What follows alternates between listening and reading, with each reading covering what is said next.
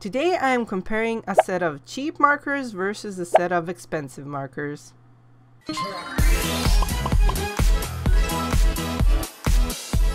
Hello fellow unicorns, make sure to subscribe and click the little bell button, and for today's video I was using a set of Flying Tigers multicolored brush tip markers. And Flying Tiger is a big chain of dollar stores across Europe where I found this set for $3, and it featured 12 differently colored brush tip markers, and I wanted to test them out, see how they fare. And I used 10 out of 12 markers. I didn't want to use the black one or the red one because my character that I chose for this project didn't have any black or red areas. I made this little chibi Celestia kind of a line art, which I printed out for this test. Sadly, it turned out a little bit gray because my printer is going out of color, so I hope you don't mind that. We are just testing these markers to see how they fare and how they blend together, stack upon each other, etc. So the first thing I noticed about these cheap markers is that they're brush tip is actually not a real brush tip. Only the tip was flexible enough to be squished and to give some sort of a difference between certain areas, but still it wasn't enough to press it completely to get bigger areas. The only part of the brush tip that was flexible was the tip itself, so it's more of just a giant marker tip, like a regular marker tip, with a little bit of flexibility on top. The colors that I got were really strong, and they kept making this patchy texture. I tried blending them together a bit, especially on the areas where the colors in the hair were connecting, but more I tried, the more it just refused to do any sort of blending. The areas that I tried to fill in were actually kind of okay. They were patchy, but nothing special. Later on, I even found out that these markers were stacking on top of each other, but sadly blending was impossible. As you can see, when you try to connect two colors that are very different, like the pink and the blue one, the line between them is just super dark and it stays like that. Like, there is no blending, there is no gentle transitioning, it's just really aggressive, and it creates this ugly line between them.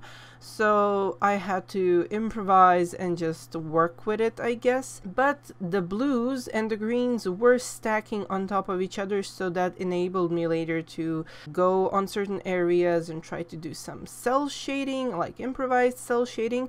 The pink color was just so toxically pink, and it couldn't be dimmed down in any other way. I tried using the brown color just to do some decoration that would eventually bring the whole dress together, I guess. But since all of these colors have this really strong pigment, making nice balance between colors is, well, practically impossible.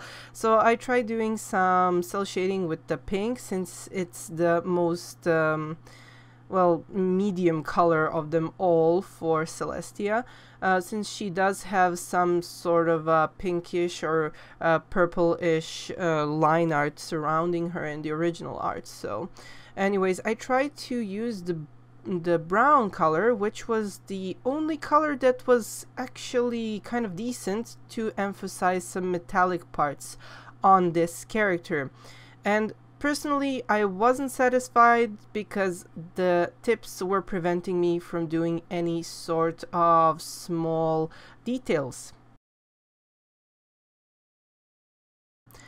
Now on to the expensive marker set. I wanted to do the areas of each color separately first, and then later on, when everything is dry, try to do some occasional blending and see how the difference looks and feels. And the first thing I have noticed is that I was unable to find a matching set of colors to the cheap set, because Copic markers that are the brand that I chose to represent the expensive markers doesn't really have that many neon colors which are super strong. I personally don't buy those, and I don't have those, so I was using the colors that I had that were approximately similar or almost the same looking as the ones in the cheap set. But they did act way differently on paper. As you can see, Copics have this little color chart on top of their lids, so you can see how the color is supposed to look when placed on paper. But mostly, and as you can see with your own eyes, the color on the lid does not really match the color on the paper. The color is way more muted, it's way more delicate and gentle, and just does not scream as much as the neon pink did in the cheap set. I also tried seeing if yellow color with its color on the lid showing, which is very similar to the color of the marker that I was using for the crown previously, is doing exactly the same thing. So Copic is producing their markers to have a vivid color on the lid, but it doesn't actually look the same on paper. So that is why there will be a major difference between these two pieces in the end. I really tried to match these colors, but sadly I don't think they will be matchable much longer. Anyways, I wanted to see how the differences in tips and brush tips was influencing the drawing. First of all, I was able to do way more tiny details on her clothing with the Copics.